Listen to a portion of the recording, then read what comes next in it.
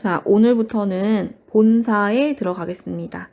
이제 본격적인 이야기가 펼쳐지는데 우리 프린트에 보면은 본사 1이라고 되어 있잖아요. 자, 본사 1이 있다는 거는 본사 2도 있다는 것이죠. 자, 이 본사는 두 개의 큰 덩어리로 이루어져 있습니다. 먼저 본사 1은요. 우리 프린트 이 단락 오른쪽에 보시면 이런 줄이 있어요. 그쵸? 금강산에서 만폭동, 금강대, 진월대, 계심대, 활용소, 불정대 이렇게 이어지는 이 금강산 어떤 내비게이션 같은 게 있고요. 그 다음에 본사 2로 가시면 바다입니다. 자, 정철이 강원도로 이제 일하러 왔어요. 강원도 도지사로 이제 일을 해야 되는데 얘가 물론 일도 합니다만 여행을 가요. 본사 1은 금강산 여행에 대한 이야기고요. 본사 2는 바다에 대한 이야기입니다. 그래서 금강산은 이렇게 6군데를 보게 될 건데 오늘 진월대까지를 함께 여행을 해보도록 하겠습니다. 자, 먼저 첫 번째 우리가 갈 곳은 만폭동이에요. 그러면 이제 같이 가보도록 하죠. 영둥이 무사하고 시절이 3월인지 화천 시내길이 풍악으로 뻗어있다. 자, 여기까지 볼게요. 영둥이라고 하는 거는 가명안입니다. 근데 가명이라는 말은 오늘날 많이 쓰는 말이 아니니까 관내라고 생각하시면 돼요. 지금 우리가 있는 세종시 관내, 그러니까 세종시 지역 안, 내가 다스리고 있는 이 세종시 안이 정철로 따지면 강원도가 되겠죠. 자, 내가 다스리고 있는 이 강원도 지역 안에 무사해요. 일이 없어요. 자, 일이 없다는 거는 재미없어 이런 게 아니라 사건 사고가 일어나지 않는 거야. 즉 아무런 사건 사고 없이 평화로운 나날들이 이어지고 있어요. 왜일까? 내가 너무 잘 다스린 거야. 자, 아무런 일이 일어나지 않아 사건 사고가 일어나지 않고요. 마침 시절도 3월입니다. 자, 지금 현재 계절적인 배경 봄이 되겠죠? 봄이 됐어. 그리고 이 강원도가 너무너무 평화로워.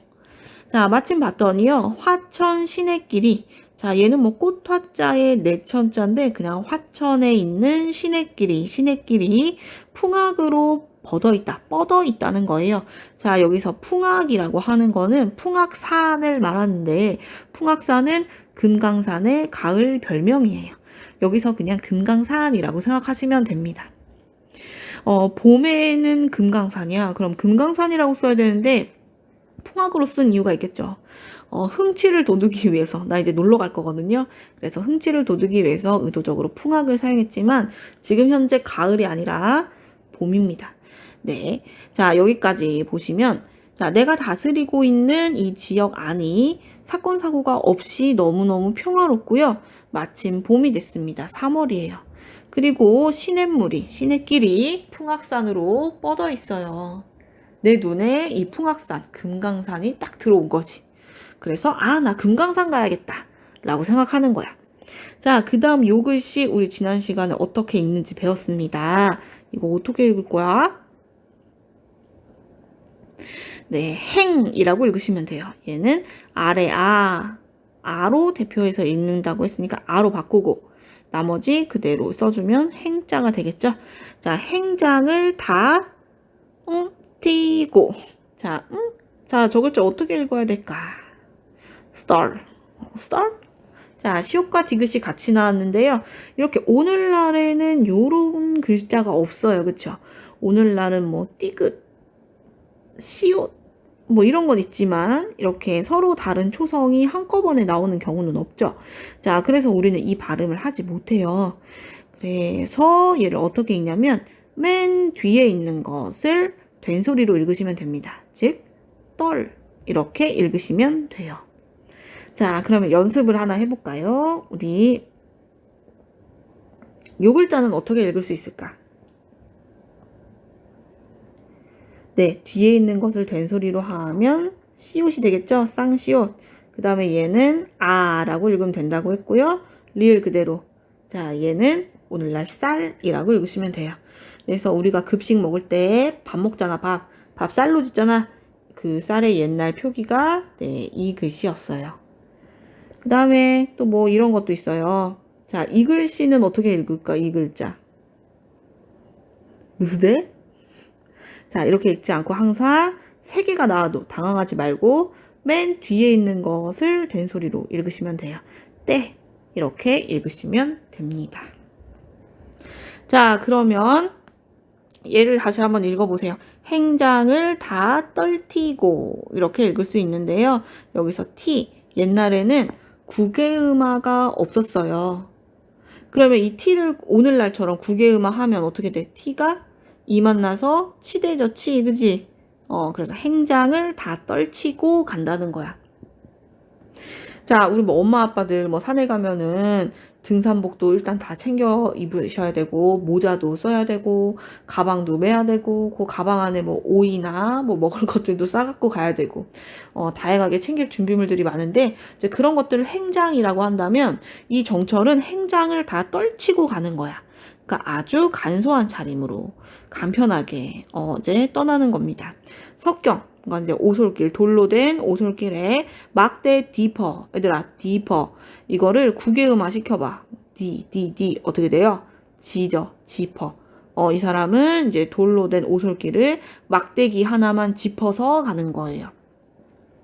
자, 우리 지금 금강산 가고 있습니다. 금강산 갈 때 행장을 다 떨치고 막대기 하나만 짚어서 어디 갈 거냐면요.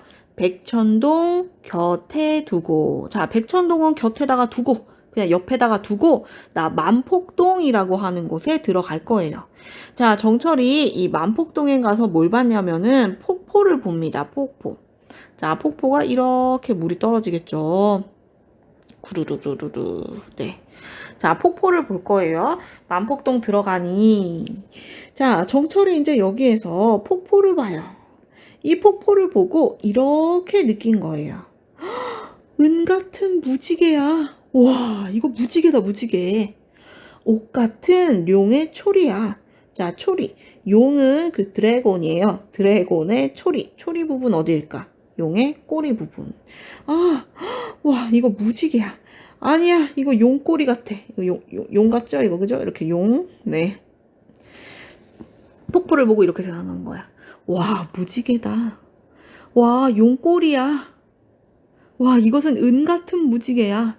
와, 옷 같은 용의 꼬리야. 이렇게 생각한 거예요. 섰돌며, 자, 이거 이제 읽을 수 있죠? 뿜는 소리. 섞어 돌면서 뿜어내는 소리. 자, 지금 누가 소리를 뿜어내고 있어요? 폭포가. 자, 폭포가 이렇게 막 쏟아지면 부앙 하는 어떤 시원한 소리가 막 뿜어져 나오는 것 같죠. 자, 이것이 막 섞어 돌면서 뿜어내는 소리가 심리의 자자신이 심리에 자자하대요. 심리 밖에까지 아주 넓은 그 멀리 있는 곳까지 이 폭포 소리가 시원하게 팍 하고 소리가 나는 거야. 들을 째는 우레러니, 자, 우레 천둥이에요. 천둥 소리 같았는데 보니까 눈이래요. 자, 지금 여기에 천둥 치고 있어요? 아니죠. 그럼 이 사람이 실제 들은 건 우레 소리가 아니라 무슨 소리야? 폭포 소리가 되겠지. 자, 내가 가서 봤더니 눈이 내리고 있대, 얘들아. 자, 여기 폭포에서 눈이 내린다? 지금 몇 월이에요? 이 사람이 여행 떠난 때가 3월이잖아. 3월에 어떻게 눈이 오니? 그러니까 이 사람이 진짜 본 거는 눈이 아니야. 그럼 뭘까? 자, 폭포가 이렇게 폭포물이 떨어질 때 그 옆에 가면은 물이 튀어요. 물방울이 막 튀어. 그것이 마치 눈 내리는 것 같다라고 표현을 한 거야. 자, 그럼 여기서 퀴즈. 이 사람은 정말로 무지개를 보았을까? 자, 이 사람은 정말로 용을 봤을까요? 이 세상에 어떤 사람이든 용을 직접 본 사람은 없어. 용은 상상 속의 동물이에요. 그런데 용을 봤다 말이 안 되죠.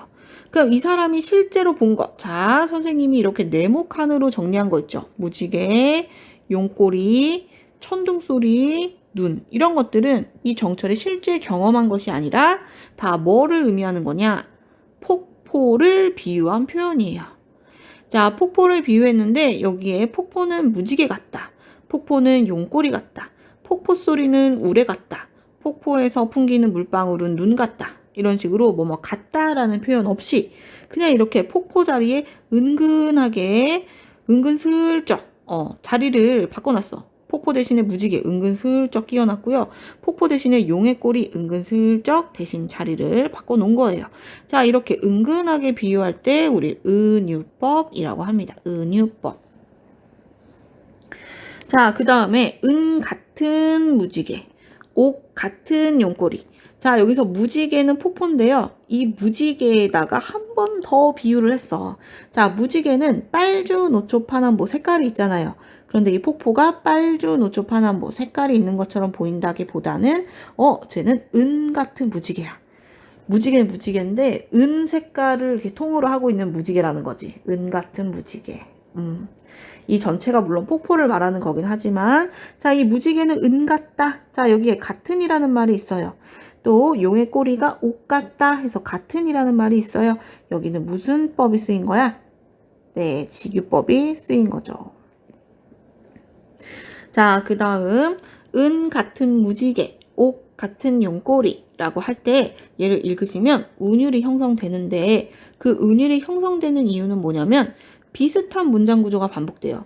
뭐 같은 뭐 같은 라는 뭐 같은 네, 이러한 문장 구조가 반복되고 있습니다.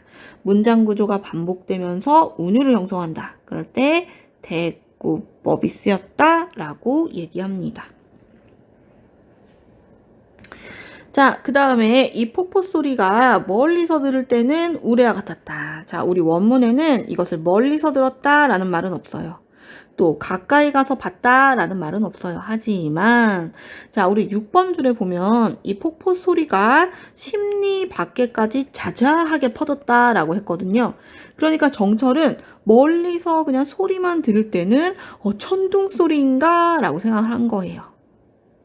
그런데 가까이 가서 봤더니 눈이구나. 자, 여기서 이렇게 폭포가 내려갈 때 옆에 이렇게 튀는 물방울 같은 것, 이런 것들은 멀리서 보면 보이지 않아. 가까이 가서 봤을 때 이런 물방울들이 보이게 되는 거죠. 그래서 자, 멀리서 들을 때 얘는 가까이 가서 봤을 때라고 할 수 있는데 자, 우리가 미술 시간에요. 멀고 가까운 것을 고려해서 그릴 때 우리 무슨 법이라고 얘기하냐? 원근법이라고 하죠. 원근법. 들어봤죠? 자, 이게 한자예요. 멀다 원. 자, 멀다. 그 다음에 가깝다 근 해서 원근법. 이거 합쳐서 원근법이라고 하는데 자, 우리가 시에서 멀리 있는 경치를 그릴 때는 원경이라고 얘기하고요. 또 가까이 있는 경치를 말할 때는 근경이라고 해요. 자, 이거를 왜 꼭 알려주고 싶었냐면 여러분이 이제 모의고사를 볼 때 거기 시를 문제를 풀다 보면 이런 선택지가 아주 꽤 많이 나옵니다. 원경에서 근경으로 시선을 이동하고 있다. 그러면 시의 흐름이 멀리 있는 경치부터 얘기하고 그다음 가까이 있는 경치를 얘기하는 거야. 혹은 뭐 근경에서 원경으로 시상이 뭐 전개되고 있다. 뭐 이런 식으로. 그럴 때 원이 멀다, 근이 가깝다 라는 뜻을 알아야지 문제를 풀 수 있어요. 자, 7번에 여기 초성도 마찬가지로 뭐 할 때는 뭐 할 때는 자, 이렇게 뭐 할 때는 라는 문장 구조가 반복되고 있으니까 여기 또 무슨 법이 쓰인 거야? 대꾸법이 쓰인 거예요. 자, 그러면 이 본사 1단락이 끝났는데 이 만폭동에서는 뭘 본 거야? 폭포를 본 거야. 자, 정철이 이 폭포를 보고 와, 엄청 아름답다 라고 하는 감상을 이렇게 운문으로 적어 놓은 거죠. 와, 저 폭포는 무지개 같아. 와, 저 폭포는 옷 같은 용꼬리 같아. 이 폭포 소리가 섞어 돌면서 뿜어내는데 와, 이 소리가 심리 밖에까지 자자해. 멀리서 들을 때 나 정말 우레소리인 줄 알았어. 그런데 가까이 가서 봤더니 와, 눈이 내리는 것 같다. 네, 이런 폭포를 본 감상을 표현했습니다. 이게 우리와 정철의 다른 점이죠. 자, 이 글을 읽으면 굉장히 폭포 소리가 내 귀에 들리는 것 같고 내가 직접 폭포를 본 것 같은 어떤 생동감 이런 거 느껴지지 않습니까? 우리는 폭포를 보면 폭포, 와 폭포 이게 끝인데 정철은 네, 이렇게 감상을 표현했습니다. 자, 그 다음은 이제 두 번째 금강대로 한번 가보겠습니다. 자, 금강대라고 하면은 요 대자는 앞으로도 뭐 진월대, 계심대 뭐 이렇게 나오는데 불정대 이런 것들 다 뭐 전망대 할 때 그런 대자예요. 전망대의 이름이 금강대고 진월대고 계심대고 불정대인 거예요. 어떤 높은 곳에 올라간 거죠. 자, 그럼 금강대라고 하는 어떤 전망대에 이제 정철이 놀러 간 겁니다. 자, 이 금강대 맨 우층에 현학이 삿기치니, 자, 맨 우층, 어디냐면 맨 꼭대기 맨 위층을 말하는 거예요. 자, 이 금강대의 맨 위층에 선학, 자, 학, 우리 500원짜리 그림에 있는 그 학이에요. 이 선학이 삿기치니, 자, 학이 삿기친다. 삿기가 뭘까? 새끼예요. 자, 학이 새끼를 치고 있대요. 금강대에 가서 위에를 이렇게 올려다 봤더니 금강대 맨 꼭대기에 맨 위층에 학이 새끼를 치고 있구나. 춘풍 옥격시영에 첫잠을 끼돋던디. 자, 춘풍 봄바람이 불고 있습니다. 네, 춘풍. 자, 바람이 부는데요. 여기 마치 옥격시영 같대요. 옥격시영을 그대로 풀면 옥, 피리, 적, 소리, 성 해서 옥피리 소리예요. 춘풍, 봄바람, 옥피리 소리에 이 학이 첫잠을 끼돋던디. 끼다, 잠을 끼다, 잠을 끼다, 잠을 끼다. 이 끼다 뭘까? 깨다야 깨다. 이 첫잠을 깨었던지 라는 뜻입니다. 자, 바람이 불어와요. 그런데 이 봄바람에 마치 옥피리 소리가 실려오는 것 같아. 자, 뭐 이과 감성은 이런 거 이해 못합니다. 그런데 우리 문과는 바람이 불 때, 바람 소리에서 뭐 휘파람 소리가 나는 것 같아. 바람에서 노래 소리가 실려오는 것 같아. 뭐 이런 거예요. 그러니까 실제로 옥피리 소리가 들려왔다라기보다는 봄바람이 불어오는데 왠지 옥피리 소리가 실려왔나? 이 바람 소리에 학이 잠을 깼구나. 이 잠을 깨었던지 호의 현상이 반공에 소소뜨니. 자, 호의가 뭐냐면 우리 의자 요거 정도는 한자를 알지 않을까? 옷 의자예요. 옷의. 자, 옷 의자 생긴 거 이렇게 보면은 왠지 사람이 이렇게 옷 입은 것처럼 이렇게 보이지 않아요? 이게 옷 같잖아, 그치? 옷 의자고요. 현은 하늘 천 따지 거물현 누루황. 네, 이렇게 천자문 외울 때 거물현자예요. 자, 호자가 왜 하얀색인지는 잘 모르겠으나, 네, 하얀색 옷. 그리고 현상, 얘는 치마상자예요. 검은색 치마. 자, 하얀색 옷과 검은 치마를 입은 애가요. 반공, 허공입니다. 허공에 솟아뜨고 있대요. 자, 그럼 여기서 흰 저고리에 까만 치마를 입은 얘는 누굴까요? 힌트는 반공에 솟아뜨고 있어요. 또 하나의 힌트는 자, 그림을 잘 보세요. 정철이 지금 보고 있는 게 누구였어요? 네, 금강대 위에서 새끼치고 있던 학이었죠? 그런데 얘가 갑자기 허공으로 날아간 거예요. 호의 현상? 얘는 왜 학일까? 자, 학이 생긴 거를 보면은요, 위에는 하얗고 꽁지 부분은 까말 거예요. 그래서 정철이 이렇게 생각한 거지. 아, 너 흰 저고리에 까만 치마 입고 있구나. 라고 마치 사람처럼 생각을 한 거예요. 그래서 여기에서 호의 현상은 학을 떠올리시면 되고요. 자, 그럼 여기까지 다시 이야기를 하면은 정철이 금강대에 갔습니다. 금강대에. 자, 여기 가서 맨 꼭대기를 봤더니 학이 새끼를 치고 있어요.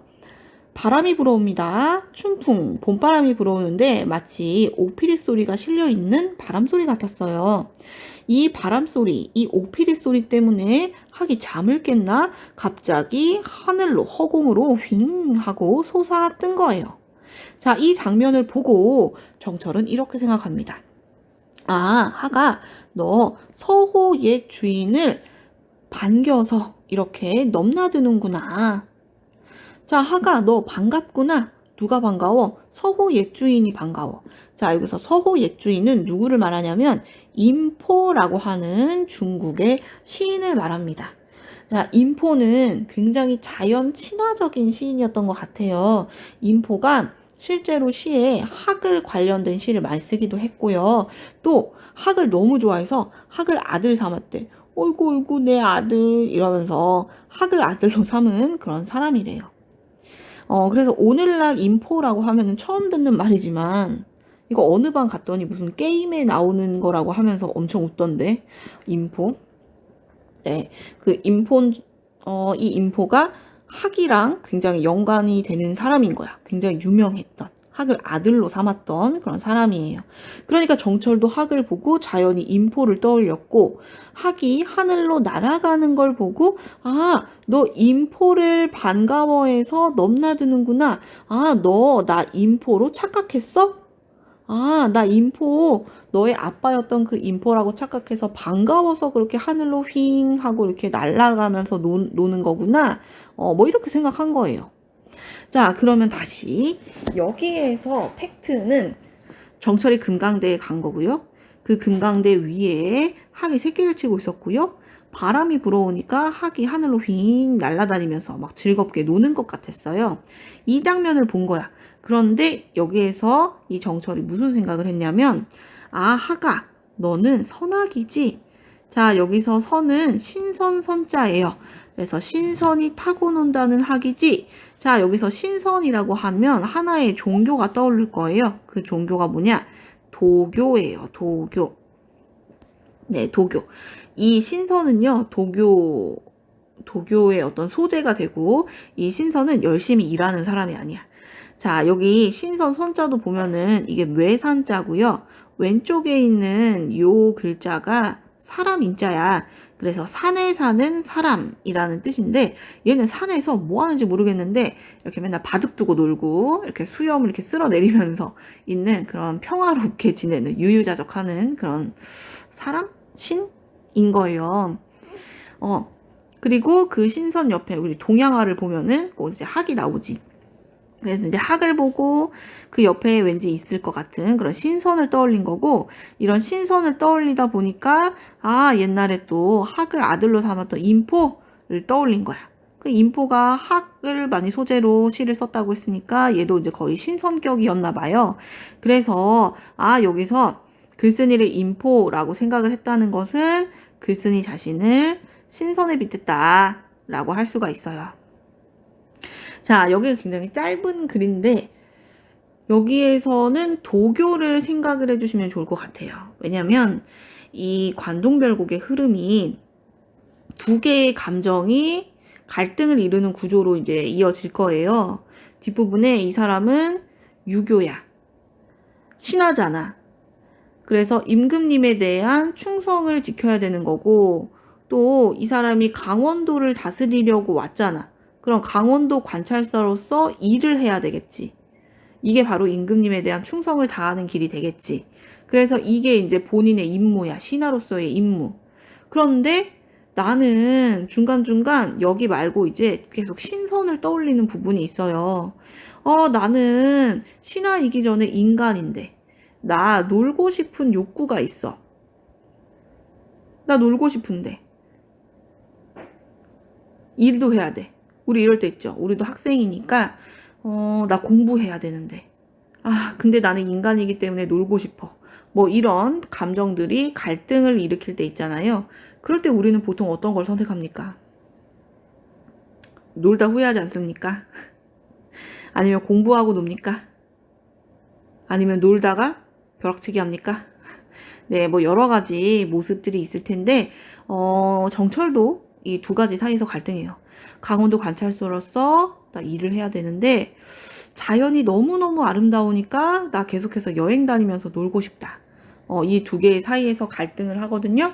그럼 여기에서 정철은 무엇을 선택했을지, 네, 이것은 이제 결사 부분 쪽에 가면은 나오게 됩니다. 네, 이거는 그때 또 공부를 하도록 할게요. 자, 그러면 여기까지 다시 보면, 아, 금강대 맨 우층에 신선이 타고 다니던 학이 새끼를 치고 있다가 봄바람이 불어오는데 왠지 옥피리 소리가 실려오는 것 같은 그 봄바람. 이 바람 소리에 잠을 깼는가? 갑자기 이 학이 허공으로 솟아뜨는 거야. 아, 너 서호 옛주인을 반겨서 넘나드는 것 같구나.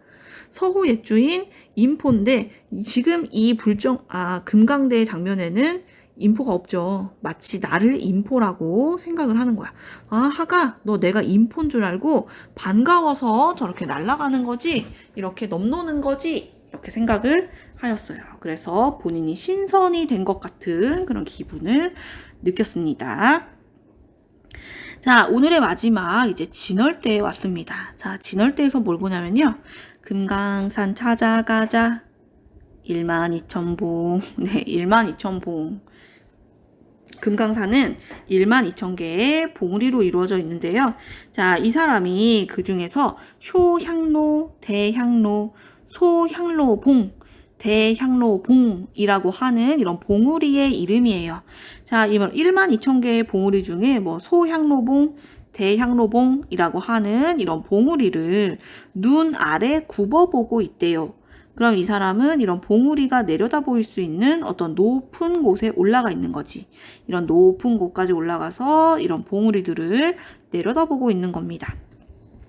정양사 진월대 고튀어 올라 앉은 말이. 자, 여기에서 정양사, 얘는 절사자, 그러니까 뭐 불국사 할 때처럼 절의 이름이고요.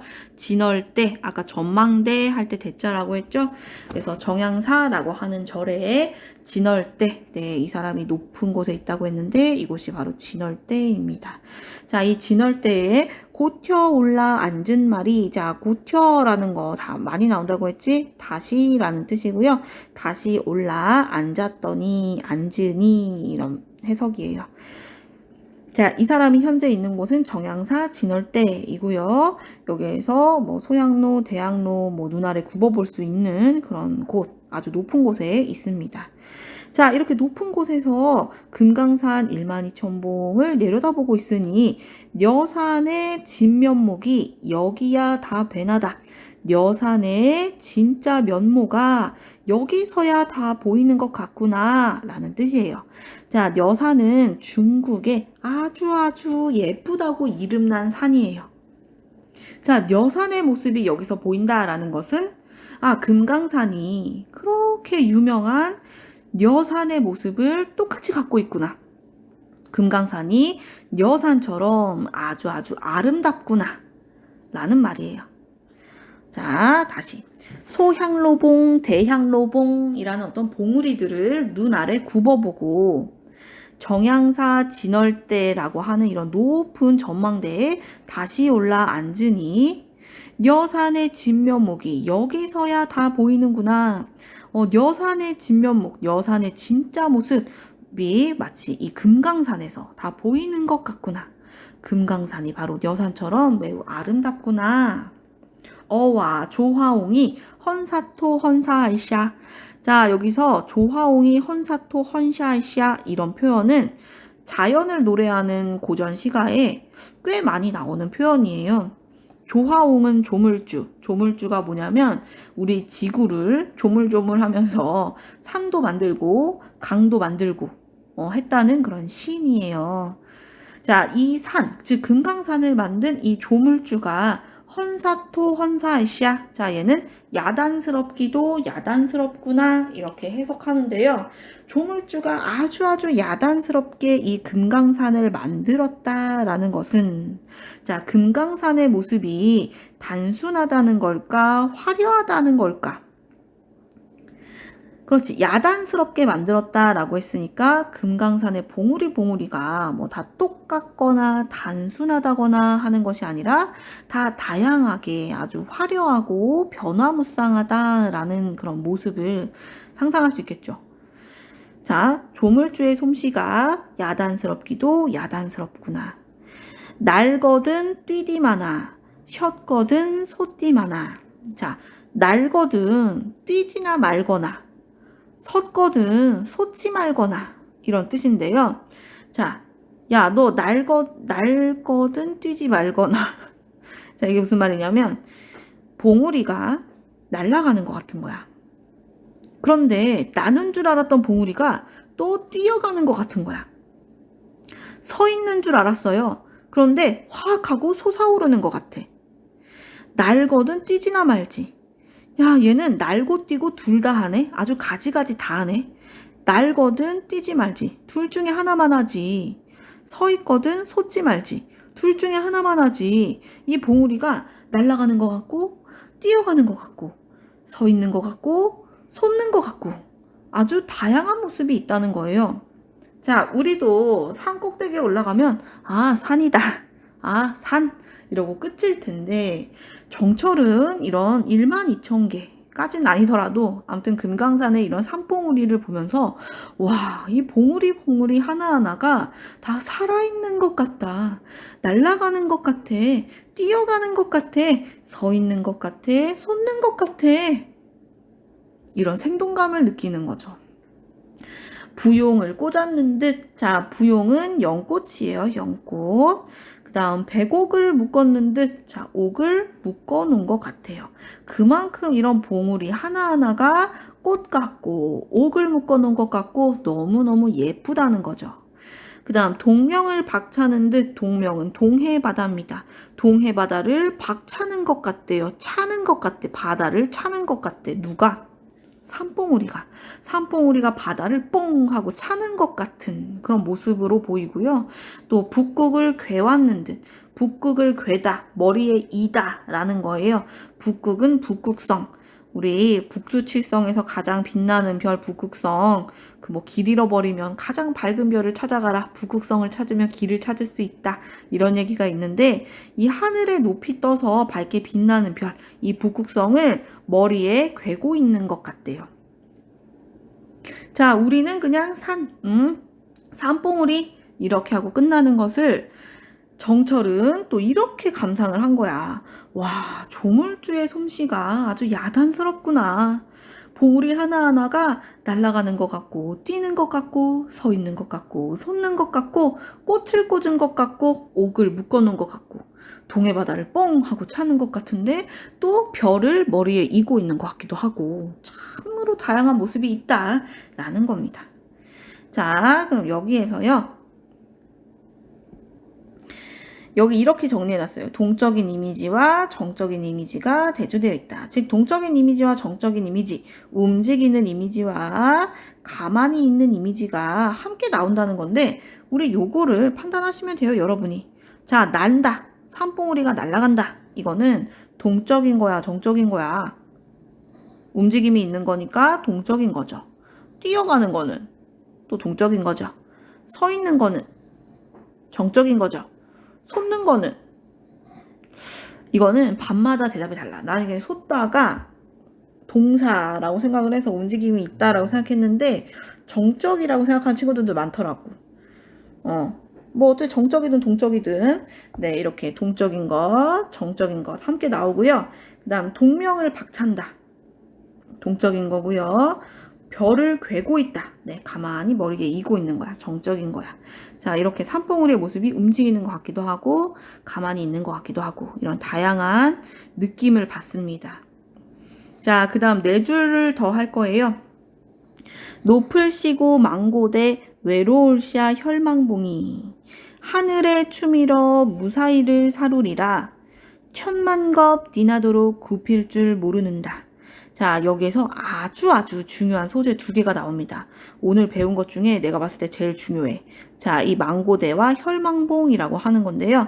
자, 이게 8, 9, 10, 11이라고 번호를 붙이고 있잖아요. 앞에서 이어지는 거야. 나의 위치는 진월대고요. 금강산 찾아가자 12,000개의 그런 봉우리들을 내려다보면서 와, 산봉우리가 참으로 변화무쌍하구나 라는 생각을 했어요. 그 중에 망고대와 혈망봉이라고 하는 애들이 눈에 딱 들어온 거야. 자, 높구나 망고대야. 외롭구나 혈망봉아. 너네 둘은 하늘에 치밀어 올라. 즉 하늘 가까이 풍 하고 높이 떠서 무슨 일을 사뢰느라고 무슨 일을 알리려고 천만겁이 지나도록 굽힐 줄을 모르니. 자, 이게 무슨 말이냐면 망고대 어떤 전망대라고 했고요. 혈망봉 이거는 산봉우리 봉이 되겠죠. 산봉우리. 자, 얘네들은 높고 외로운 애들이야. 얘네들은요 하늘에 가까이 있으면서 그 하늘한테 무슨 일을 말하려고 하는지 어쨌든 하늘 가까이에 있는 애들, 아주 높이 치밀어 있는 애들입니다. 자, 여기에서 하늘은 누구를 상징하냐면 우리 높은 곳에 있는 것, 사람으로 치면 누구를 말할까? 임금님이에요. 자, 임금님께 가까이 가서 무슨 일을 말하려고 너네는 천만 겁이나 되는 아주 오랜 시간이 지나도록 굽힐 줄을 모르니. 즉 얘네는 꺾이지 않아. 빳빳이 서 있고요. 지조나 절개, 지조나 절개를 굽히지 않고 한 번 내가 쟤한테 충을 맹세했으면 끝까지 충을 맹세하고 이렇게 굽힐 줄을 모르는 사람으로 치면 이제 신하, 절개에 있는 신하가 됩니다. 즉 정철은 망고대와 혈망봉은 참 높이 있는 곳이야. 꺾이지 않는 그런 특성을 발견해서 여기에서 이제 인간 사회에 빗댄 거지. 아, 쟤네는 하늘 높이 있어. 인간으로 따지면 임금님 곁에 가까이 있는 애들이구나. 그런데 얘네들은 높이 있어. 굽힐 줄 모르는 애들이야. 아, 그러면은 임금님 곁에서 절개와 지조를 굽힐 줄 모르는 신하를 의미하는 애들이 바로 이 망고대와 혈망봉이라는 거예요. 그러면 그 밑에 주체는 망고대와 혈망봉이 되겠죠. 자, 그 다음 11번. 어와 너여이고. 아, 너구나. 너 같으니 또 있는가? 자, 여기서 같으니 얘는요. 같은 이. 자, 형태소를 분석하면 이렇게 됩니다. 얘가 이제 이어 적기에서 티읕이 뒤로 올라가. 그 다음에 이 니은이 또 뒤로 올라가. 그러면 이제 이렇게 써지겠죠? 이거를 분석하면 같은 이 이렇게 되는데 이때 이는 사람이에요. 아, 너구나. 너 같은 사람이, 너 같은 이가 또 있는가? 또 있을까? 자, 그러면 생각해 보세요. 아, 망고대 혈망봉, 너네는 참 지조와 절개를 지키는 신하 같아. 이렇게 하늘에 치밀어 올라서 그 임금님께 어떤 일을 그렇게 말하려고 아마 충언이 되겠죠. 충언, 충성스러운 어떤 그런 의사 표시가 될 거예요. 그런 임금님께 무슨 일을 그렇게 말하려고 오랜 시간이 지나도록 굽힐 줄을 모르니 아, 너구나. 너 같은 사람이 또 있을까? 자, 그러면 지금 현재 조선시대에 망고대와 혈망봉 같은 사람이 있다는 거야? 없다는 거야? 없다는 거지. 그래서 아, 우리나라에는 지금 이런 지조와 절개를 지킨 신하가 없다. 그래서 나라를 걱정하는 마음, 우리 뭐라고 배웠어? 우국지정이라고 배웠지. 그래서 얘는 우국지정의 우국 플러스 하나가 또 있어. 아, 너 같은 사람이 또 있을까? 없어. 그런데 내가 얘네가 지조와 절개가 있는 애들이라는 걸 알았잖아. 그러면 아, 너네를 본받아서 나도 너네처럼 절개를 지키는 신하가 되어야겠다라고 생각하는 거야. 그래서 나라를 걱정하는 마음 플러스 나는 충성을 다하고 절개를 지켜야지. 그래서 우국충절. 나라를 걱정하고 충성을 다하고 절개를 지켜야지. 요 두 개의 마음이 같이 들어가 있는 거예요. 그래서 의구추주에는 우국충절이라고 정리하시면 됩니다.